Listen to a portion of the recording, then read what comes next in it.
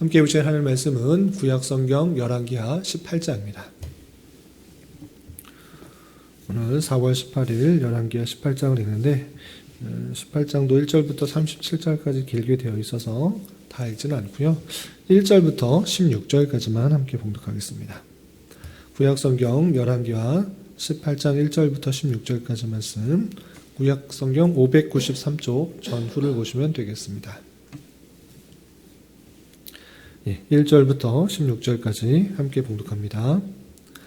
이스라엘의 왕 엘라의 아들 호세아 제3년에 유다 왕 아하스의 아들 히스기야가 왕이 되니 그가 왕이 될 때에 나이가 25세라. 예루살렘에서 29년간 다스리니라. 그의 어머니의 이름은 아비오 스가리아의 딸이더라. 히스기야가 그의 조상 다윗의 모든 행위와 같이 여호와께서 보시기에 정직하게 행하여 그가 여러 산당들을 제거하며 주상을 깨뜨리며 아세라 목상을 찍으며 모세가 만들었던 놋뱀을 이스라엘 자손이 이때까지 향하여 분향함으로 그것을 부수고 느우수단이라 일컬었더라. 히스기야가 이스라엘 하나님 여호와를 의지하였는데 그의 전후 유다 여러 왕 중에 그러한 자가 없었으니 곧 그가 여호와께 연합하여 그에게서 떠나가지 아니하고 여호와께서 모세에게 명령하신 계명을 지켰더라. 여호와께서 그와 함께 계심에 그가 어디로 가든지 형통하였더라. 저가 아수르 왕을 배반하고 섬기지 아니하였고 그가 블레셋 사람들을 쳐서 가사와 그 사방에 이르고 망대에서부터 견고한 성까지 이르렀더라. 히스기야 왕 제4년 곧 이스라엘의 왕 엘라의 아들 호세아 제7년에 아수르의 왕 살만에셀이 사마리아로 올라와서 에워쌌더라. 3년 후에 그 성읍이 함락되니 곧 히스기야 왕의 제6년이요 이스라엘 왕 호세아의 제9년에 사마리아가 함락되매 아수르 왕이 이스라엘을 사로잡아 아수르에 이르고 고산 강가에 있는 할라와 히볼과 메대 사람의 여러 성읍에 두었으니 이는 그들이 하나님 여호와의 말씀을 듣지 아니하고 그의 언약과 여호와의 종 모세가 명령한 모든 것을 따르지 아니하였음이더라. 히스기야 왕 제14년에 아수르의 왕 사네립이 올라와서 유다 모든 견고한 성읍들을 쳐서 점령하매 유다의 왕 히스기야가 라기스로 사람을 보내어 아수르 왕에게 이르되 내가 범죄하였나이다. 나를 떠나 돌아가소서. 왕이 내게 지우시는 것을 내가 당하리이다 하였더니 아수르 왕이 곧 은 300달란트와 금 30달란트를 정하여 유다 왕 히스기야에게 내게 한지라. 히스기야가 이에 여호와의 성전과 왕궁 곳간에 있는 은을 다 주었고 또 그때 유다 왕 히스기야가 여호와의 성전 문의 금과 자기가 모든 기둥에 입힌 금을 벗겨 모두 아수르 왕에게 주었더라. 아멘. 네, 감사합니다. 오늘 말씀 읽기 본문은 열왕기하 18장입니다. 우리가 어제 부활주일이어서 읽지는 않았지만 열왕기하 17장에서는 북이스라엘의 마지막 왕인 호세아의 통치 모습을 기술하고 있습니다. 19번째 왕인 그 호세아는 하나님 보시기에 여러 북이스라엘의 왕들과 마찬가지로 악을 행한 모습을 볼 수 있습니다. 하나님 보시기에 악을 행하여서 여로보암의 길을 떠나지 않았을 뿐만 아니라 아합이 행했던 그 많은 우상들을 함께 섬김으로 말미암아 여호와 보시기에 참으로 악했다라는 평가가 이어지고 있습니다. 그리고 거기서 그친 것이 아니라 그렇게 악한 모습들을 떠나지 않기 때문에 하나님께서 아수르를 통하여서 그 나라가 많은 어려움을 침략을 당해서 어려움을 겪게 되는 그 내용들이 기술되어 있습니다. 그래서 그 북이스라엘 사람들이 많이 아수르로 끌려갈 뿐만 아니라 아수르에서 살고 있던 사람들이 사마리아에서 옮겨가서 사는, 그래서 하나님을 믿는 그런 온전히 믿는 그런 종교가 완전히 희석되어 버리는 그런 북이스라엘의 안타까운 모습을 살펴볼 수 있었습니다. 그리고 이어지는 18장에서는 그때쯤에 남유다에서는 어떤 왕이 있었는가를 기술하고 있는데 다름 아니야 히스기야 왕입니다. 히스기야 왕은 어떤 통치를 했는지, 또 그에게 닥친 어려움은 무엇이었는지 오늘 18장에서 기술되고 있는데, 그 내용을 통해서 또 어떤 것을 교훈받을 수 있는지 생각해 보도록 하겠습니다. 우선 18장 1절에서 보면 이스라엘 왕 엘라의 아들 호세아 제3년에 유다 왕 아하스의 아들 히스기야가 왕이 됐다 그랬습니다. 북이스라엘 때에는 호세아 왕이고 남유다에는 히스기야 왕인 것입니다. 이 히스기야는 아하스의 아들 되어 있는데, 우리가 16장에서 살펴본 것과 같이 아하스는 선한 왕인가 악한 왕인가 라고 했을 때는 선대 왕들과 다르게 아하스는 하나님의 말씀, 하나님 보시기에 악을 행한 그 모습들을 볼 수 있습니다. 산당을 제거하지 않았을 뿐만 아니라 우상을 숭배하는 그런 악한 왕이었다라고 칭해 되는데, 그 아들 히스기야는 어땠는가? 그 내용을 계속해서 살펴보면 3절, 히스기야가 그의 조상 다윗의 모든 행위와 같이 여호와께서 보시기에 정직하게 행하였다 그랬습니다. 아버지였던 아하스 왕은 악한 왕이었음에도 불구하고 그 아들 히스기야는 하나님 보시기에 정직하게 행하였다. 그래서 다윗의 모든 행위와 같이, 다윗과 같이 정말 하나님 보시기에 정직하게 행한 왕이었다, 이렇게 평가하고 있는 것을 볼 수 있습니다.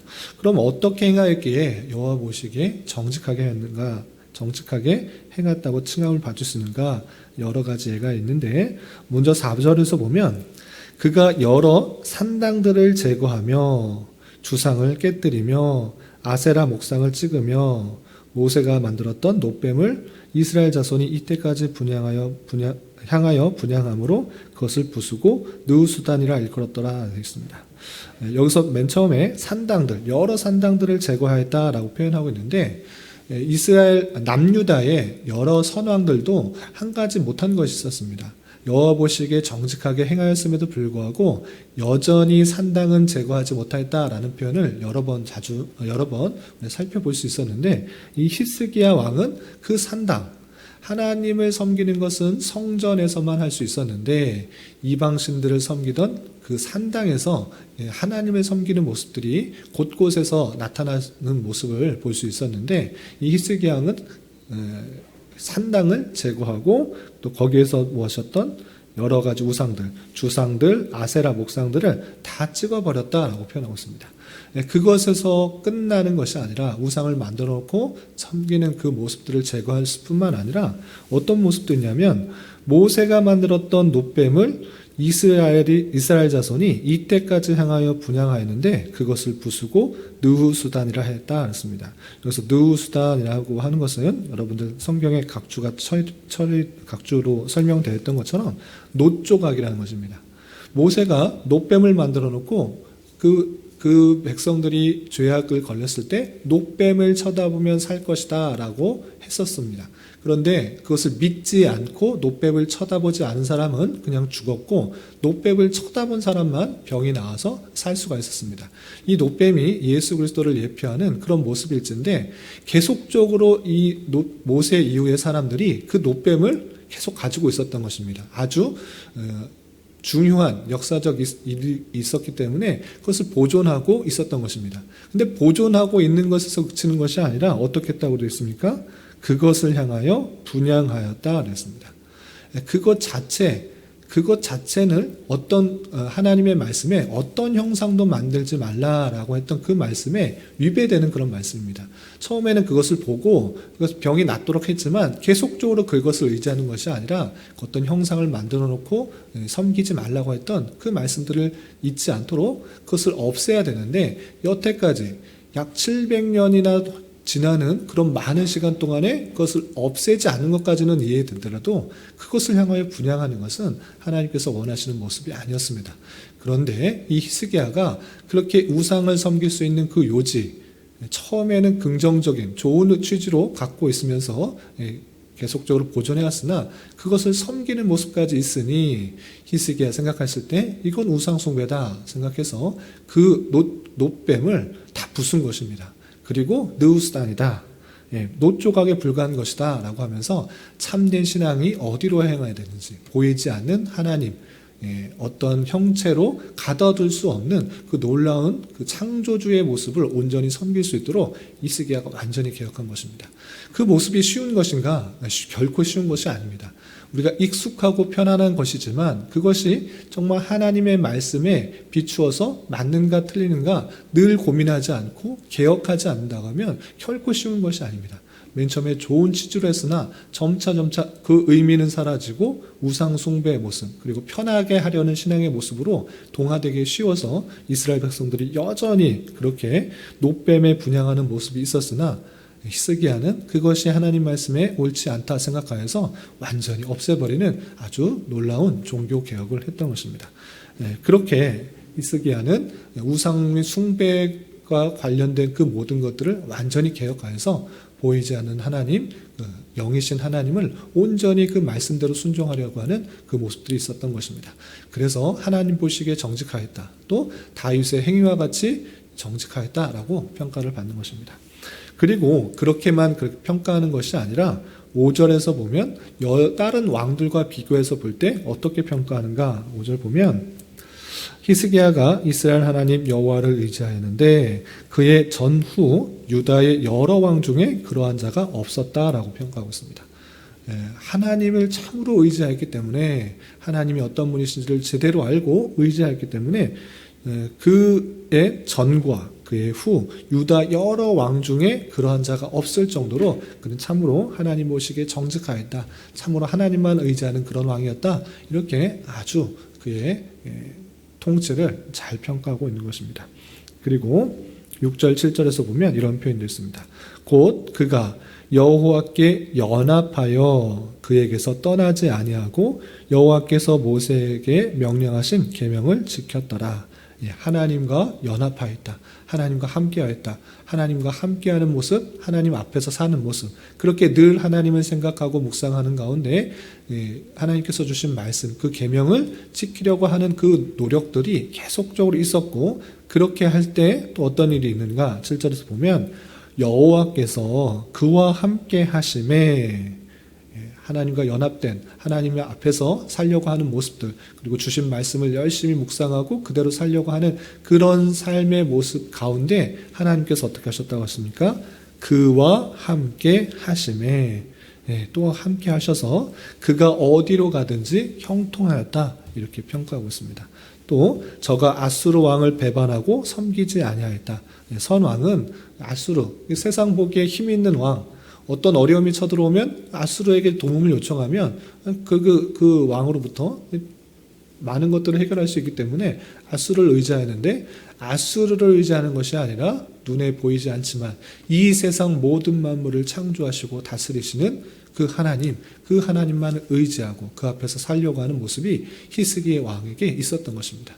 이렇게 하나님 앞에서 살려고 하고 그와 연합된 모습 가운데 살려고 하고 또 그 계명을 열심히 지키려고 하는 그 모습 가운데 하나님께서는 늘 동행하여 주시고 어디를 가든지 형통케 하시는 그 히스기야 왕의 통치 모습을 볼 수 있습니다.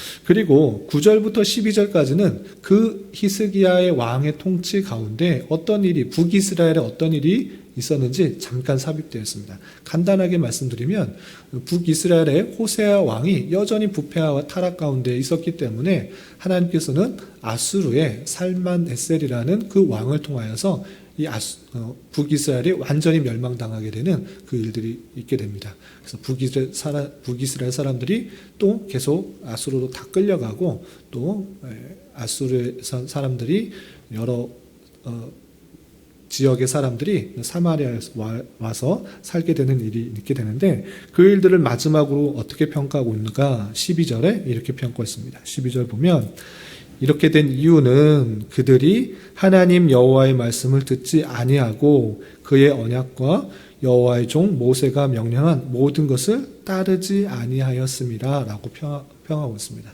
그러니까 북이스라엘이 멸망한 건 그냥 국방력을 키우지 못해서가 아니라 그냥 하나님의 말씀을 온전히 지키지 않고 또 하나님께서 하시는 경고도 듣지 않고 또 율법을 따르지 아니함으로 말미암아 아수를 통해서 심판하신 것이다. 이렇게 평가하고 있는 기술을 볼 수가 있는 것입니다. 이렇게 북이스라엘은 이제 BC 732년경에 멸망하게 되고 이제 완전히 북이스라엘 나라는 여러 민족이 혼합돼 버리는 하나님을 섬기는 그 신앙의 모습들이 완전히 없어져 버리고 와해된 그 모습 가운데 있게 되는 것입니다. 그리고 우리가 13절부터 37절까지 길게 나머지 내용은 어떤 것이는가 37절까지 있는 것이 아니라 19장, 20장 계속 이어지는 말씀인데 이제 아수르라는 나라가 북이스라엘만 치고 만 것이 아니라 계속적으로 남하하면서 여러 나라들을 치는 것입니다. 북이스라엘은 살만에셀이라는 그 왕에 의해서 멸망당했는데 약 10년 정도 뒤에 살만에셀 왕에서 이제 사넷립 왕으로 바뀌고 계속적으로 남하 정책을 펴게 됩니다. 그래서 이 남유다까지 내려와서 포위하고 많은 성들을 점령하고 계속적으로 많은 것들을 요구합니다. 이렇게 전쟁에 쳐들어왔을 때 어떤 일을 벌였는가 13절 이하 보면 히스기야 왕 제14년에 아수르 왕 사네립이 올라와서 유다 모든 견고한 성읍들을 쳐서 점령한 것입니다. 계속적으로 남하에서 점령하는 일을 당했는데 그래서 어떻게 했는가 14절 유다의 왕 히스기야가 라기스로 사람을 보내어 아수르 왕에게 이르되 내가 범죄하였나이다 나를 떠나 돌아가소서 왕이 내게 지우시는 것을 내가 당하리다 하였더니 아수르 왕이 곧 은 300달란트와 금 30달란트를 정하여 유다 왕 히스기야에게 내게 하였다 그랬습니다. 계속적으로 남하 정책으로 내려오자 또 유다의 여러 성읍들을 점령하자 히스기야는 어쩔 수 없이 이 아수르 왕에게 사람을 보내서 내가 잘못했으니 어떻게 하면 쳐들어오지 않겠습니까? 라는 좀 연약한 모습들, 좀 부족한 모습들을 보이게 됩니다. 하나님만을 의지하는 것이 아니라 어떻게 그냥 이 위기를 모면하고자 하는 그 모습들을 보이게 됩니다. 그러자 아수르 왕이 은 300달란트, 금 30달란트 내면 내가 돌아가겠다라고 말합니다.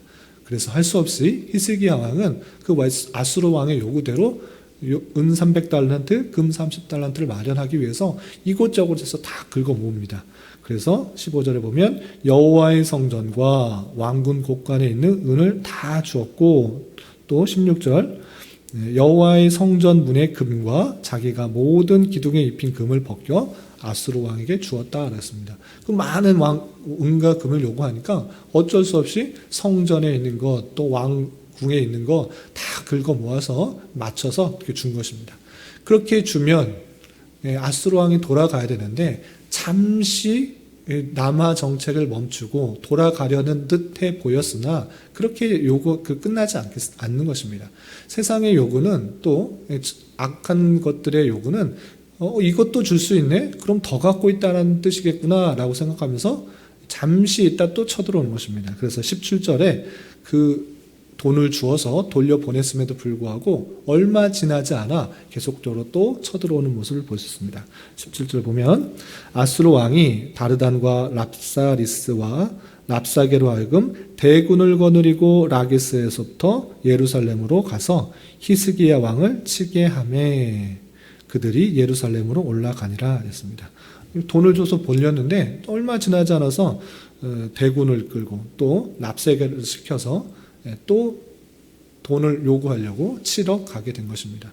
이 이후의 내용은 길기 때문에 간단하게 말씀드리면 랍사게가 그 예루살렘 성을 에워싸고 너희들 하나님 믿느냐? 하나님 어떤 신도 우리에서 이겨낼 수 없다. 그러니 포기하고 돌아오라 라고 말합니다. 어쩔 수 없이 그 히스기야 왕은 3명의 신하를 보내어서 그 랍사게를 만나서 조용히 협상을 하라고 이렇게 말을 합니다. 3명의 신하들은 랍사게가 유다 말로 하지 않고 알아듣지 못하게 그냥 아람 말로 해달라고 부탁을 합니다. 유다 말로 하면 이 성에 있는 백성들이 다 듣고 다 두려워 떨고 있으니 그렇게 하지 말고 아람 말로 해달라고 요청을 하지만 랍사게는 다 거절하고 히브리 말로 그 사람이 알아들 수 있도록 계속 조롱하며 비방하며 너희들이 계속적으로 버텨봤자 소용없고 너희가 믿는 하나님 그거 도와줄 수 없다라고 이렇게 말을 하게 됩니다. 그렇게 계속 조롱하자 마지막 36절 37절 보면 백성이 잠잠하고 한마디도 그에게 대답하지 아니하였고 왜 그렇게 했느냐? 이는 왕이 명령하여 그에게 대답하지 말라 이렇게 했기 때문이다 라고 표현하고 있습니다. 그리고 힐기야 아들로서 왕궁 내의 책임자인 엘리야김과 서기관 셈나, 아삽의 아들 사관 요아가 세 명의 신하들이 그 이야기를 듣고 또 그런 모습을 보고 조롱하는 모습을 보고 옷을 찢고 납사개가 하는 그 모든 말을 전했다라고 하고 끝나고 있습니다. 그리고 계속적으로 다 내일에 이어지는 19장은 또 내일 살펴보도록 하고 이런 말씀을 통해서 생각해야 될 수 있는 것이 무엇인가라고 할 때는 첫 번째 히스기야가 한 종교 개혁 그것이 우리에게도 동일하게 계속적으로 하나님의 말씀 가운데 살아가려는 노력 그것이 하나님께서 원하시는 것이고 칭찬하는 것이고 바라는 것이다. 이 사실들 잊지 말아야 될 것입니다. 처음에는 좋은 마음으로 시작한 여러 가지 신앙생활 습관들이 있을 것입니다. 그런데 그것의 의미를 잘 알지 못하고 습관적으로 하는 그 모습들이 하나님 보시기에 악하게 될 수 있다는 것입니다. 예를 들어서 노뱀을 만들어 놓고 하나님께서 그것을 보고 병이 낫도록 하는 그런 말씀이 있었는데 그 의미들을 잘 알지 못하고 그것의 참된 의미, 예수 그리스도를 생각할 수 있도록 한 그 의미들을 전혀 알지 못하고 믿음을 가지라는 그 의미를 알지 못하고 형식과 습관에 따라 계속 노뱀을 분양하는 것 그것들은 하나님께서 원하시는 것들이 아니었는데 히스기야가 개혁한 것처럼 우리도 정말 하나님을 따르고자 하는 그 자세에 있어서 늘 말씀에 집중하여서 내 생활을 고치고 개혁하지 않으면 형식과 습관에 따라 하나님을 섬기는 그 모습들이 있다는 것입니다. 진정성에서 그런 것이 떨어질 수 있는 줄 알아 우리는 늘 내 삶을 하나님의 말씀에 비추어서 바꿔가려고 하는 그 모습들 늘 주님과 동행하여서 그 말씀 가운데 온전히 살아가려고 하는 그런 개혁적인 모습들이 있어야 될 것이고 개인뿐만 아니라 우리 교회가 그런 것에 힘써야 될 것입니다. 그런 우리가 되어야 될 것이고 두 번째로 생각해야 될 것은 무엇인가 이렇게 열심히 살려고 하는 그 모습들 하나님 앞에서 어떤 왕보다 정말 하나님 의지하는 모습이 뛰어나다라고 하는 그 모습에 히스기야도 어쩔 수 없는 어려움에 닥치게 되는 모습을 볼 수 있습니다. 하나님을 온전히 믿고 열심히 순종하면 온전히 다 형통해야 되는데 또 형통하는 모습들이 다 드러나는데 형통하는 모습이 일생의 끝까지 있는가? 그러지 않을 수도 있다는 것을 알 수 있는 것입니다. 히스기야도 어디 가든지 하나님께서 형통하게 하셨다라고 했음에도 불구하고 만나게 되는 현실은 무엇이었습니까? 정말 돈을 바치고서는 해결할 수 없는 것과 같은 그런 위기가 찾아온 것입니다. 수많은 군대, 어떤 나라들도 다 멸망시킨 그 군대가 우리나라도 점령하고 성 하나만 남았다. 정말 절체절명의 위기가 찾아오는 그런 현상을 만나게 될 수도 있는 것입니다. 하나님을 온전히 믿고 섬기는데도 불구하고 그런 어려운 현실이 닥칠 수 있다. 이것을 우리에게 보여주는 것입니다. 그러할 때 우리는 어떻게 해야 되는가? 여전히 세상 사람들과 또는 히스기야의 부족함과 연약한 모습처럼 세상적인 방법으로 이 어려움을 타게 하려고 하는 것이 아니라 하나님을 믿고 하나님을 의지하는 방편으로 삼아야 되는 것입니다. 하나님께서 왜 잘 믿는 사람에게 어려움을 주는가? 이 뒤에 19장, 20장을 보면 알겠지만 하나님이 어떤 분이신지를 더욱더 깨닫도록 하시는 방편인 것입니다. 하나님께서 그 신앙을 더욱더 곤고히 하고 하나님이 어떠한 분이신지를 믿고 깨닫고 의지하는 가운데 하나님의 역사하심들을 체험할 수 있도록 그런 어려움도 주신다는 것들을 우리는 기억해야 되는 것입니다. 그래서 신앙생활 열심히 할 때도 때때로 원치 않는 어려움과 위기가 찾아올 수 있는 줄 알아 더욱더 하나님을 찾고 의지하는 기회로 삼고 그것을 통해서 내 힘으로는 할 수 없었으나 내 의지로는 할 수 없었으나 하나님께서 놀라운 방법으로 역사하시는 것을 보고 목도하고 하나님의 크심과 위대하심들을 깨닫는 것입니다. 체험하는 기회로 삼아야 되는 것입니다. 그래서 여러분들의 닥치는 여러 어려움들도 하나님을 의지하면서 더욱더 잘 이겨나갈 수 있는 그런 자가 되야 될 것입니다. 이런 말씀에 따라 힘있게 살아갈 수 있는 저와 여러분이 되시기를 주님 이름으로 부탁을 드립니다. 기도하겠습니다. 하나님 아버지 감사합니다. 오늘 말씀을 통하여 남유다 히스기야 왕이 여호와 보시기에 정직하게 행하여 우상을 없애며 계명을 지키는 등 종교 개혁의 모습을 보였지만 아수르가 쳐들어와 큰 위기가 닥치게 되어서 연약한 모습을 보이는 그 말씀을 대하였습니다. 이런 말씀을 대하는 저로서 무엇보다 하나님을 올바르게 섬기는 것에 최선을 다하는 삶을 살게 하여 주시고, 그럼에도 불구하고 때때로 어려움이 찾아올 때 하나님을 전적으로 의지하는 기회인 줄 알아 주님만을 바라보며 주님을 간구하며 주님의 역사심들을 깨달을 수 있는 기회 될 수 있도록 인도하여 주시옵소서. 특별히 주님께서 우리에게 보이신 십자가의 사랑과 잠자는 자들의 첫 열매가 되셨다는 것을 잊지 않으며 어디에서든지 간에 천국 소망과 부활 신앙으로 이 땅을 살아갈 수 있도록 인도하여 주시옵소서. 주님, 교회 내 육체의 질병과 연약함으로 직장과 사업장의 문제로 가족의 전도를 위하여 주님께 간절히 부르짖며 나가는 여러 지체들이 있사오니 주님께서 그들의 기도 들으시사 응답하여 주시고 우리의 기대와 소망보다 훨씬 더 필요한 것으로 채워주시는 하나님을 깊이 경험할 수 있는 기회 되게 인도하여 주시옵소서.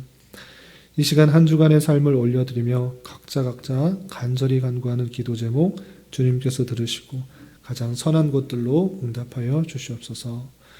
예수님의 이름으로 기도 올리옵나이다. 아멘.